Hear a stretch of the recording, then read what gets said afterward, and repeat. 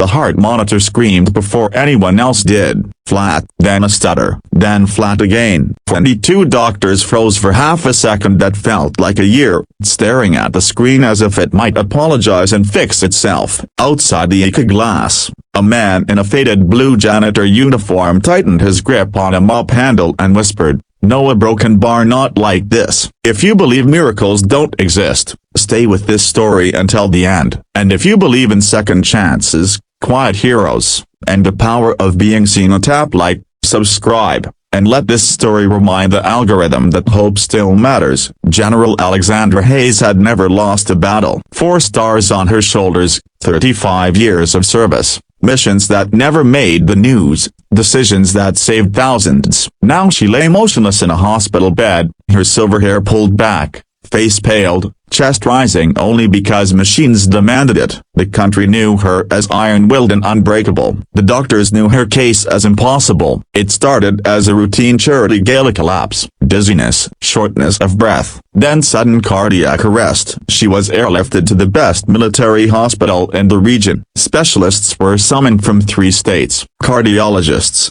neurologists, immunologists, surgeons. 22 of the sharpest minds stood in rotations around her bed for 3 relentless days. They tried everything: stents, medications, experimental protocols. Her heart kept failing, not catastrophically, but mysteriously, like something unseen was tripping it at random intervals. Tests came back contradictory. Imaging looked clean. Blood work showed nothing definitive. Every solution worked for a few hours, then failed. "She's slipping through our fingers," one doctor finally said, voice cracked with exhaustion. "We don't know why." Outside that room, Samuel Carter pushed his cart down the corridor for the 3rd time that night. He was 38, a single dad to a 7-year-old girl named Lily, and the hospital floors were the only place he could get steady night shifts while still making it home in time to walk her to school. His uniform was always clean, shoes scuffed, eyes tired in a way that came from love, not laziness. Sam didn't belong in the ICU, but he had been assigned to sanitize the outer hallways because of infection control. He moved quietly, invisible the way janitors often are, hearing conversations that no one bothered to lower their voices for. "4-star general or not," a resident muttered as Sam wiped the base of the wall, "we're out of options." Sam paused. He wasn't a doctor. He hadn't even gone to college. But once, a long time ago, he had worn a different uniform. Army medic, 8 years, 2 tours. He had learned how bodies lied, how machines told the truth, but not always the whole truth. And most of all, he had learned to notice patterns. He glanced through the glass at General Hayes. The monitor blipped again, irregular, then steady, then irregular. Sam frowned. He'd seen that rhythm before, but not in hearts, in nerves. Probably just wishful thinking, he whispered to himself, forcing his cart forward. But something tugged at him. A memory surfaced uninvited to his wife, Emily, in a hospital bed years ago. Complications after childbirth, doctors everywhere, machines humming, everyone focused on the numbers, not the person. Emily had died because of something rare, something they missed. Sam finished his section but didn't leave. He stood near the nurse's station, pretending to check his checklist. Another alarm went off inside the ICU room. Controlled chaos followed. Adjustments, orders, silence. That's when Sam noticed it. Every time the general's heart faltered, her left hand twitched. Not a spasm, not random, delayed by half a second, like a signal arriving late. He swallowed hard. "That's not cardiac," he murmured. A nurse rushed past him. On impulse, reckless,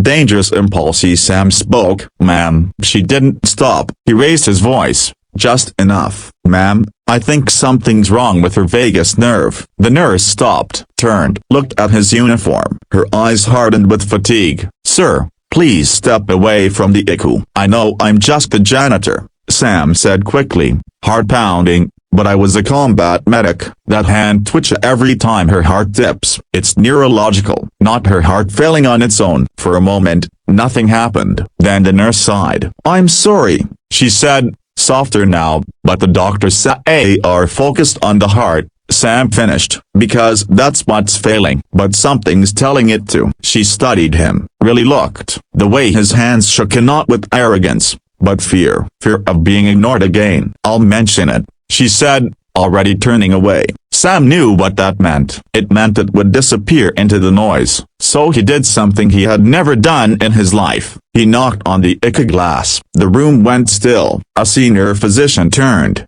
irritation flashing. "Sir, you cannot." "I'm sorry," Sam said, voice breaking, "but please, just look at her hand when the monitor drops." They all looked, as if to spite him. The monitor dipped again, and her left hand twitched. Silence filled the room, thick and electric. One doctor leaned closer. "That's a broken bar consistent," he said slowly. Another frowned. "But all neuro scans were clear." "Not all," Sam said before he could stop himself. "You scanned the brain. What about the cervical region?" "The vagus nerve runs so we know where it runs," a doctor snapped, then stopped himself. "Wait, actually a broken bar. We didn't scan deep cervical inflammation because there was no trauma." "There doesn't have to be," Sam said quietly. "Autoimmune response, or microcompression." Something's irritating it intermittently. A long moment passed. Then the lead cardiologist straightened. "Get imaging, now." Hours later, the room felt different. Hopeful, terrified. The scan revealed data, a tiny inflamed mass near the cervical vagus nerve,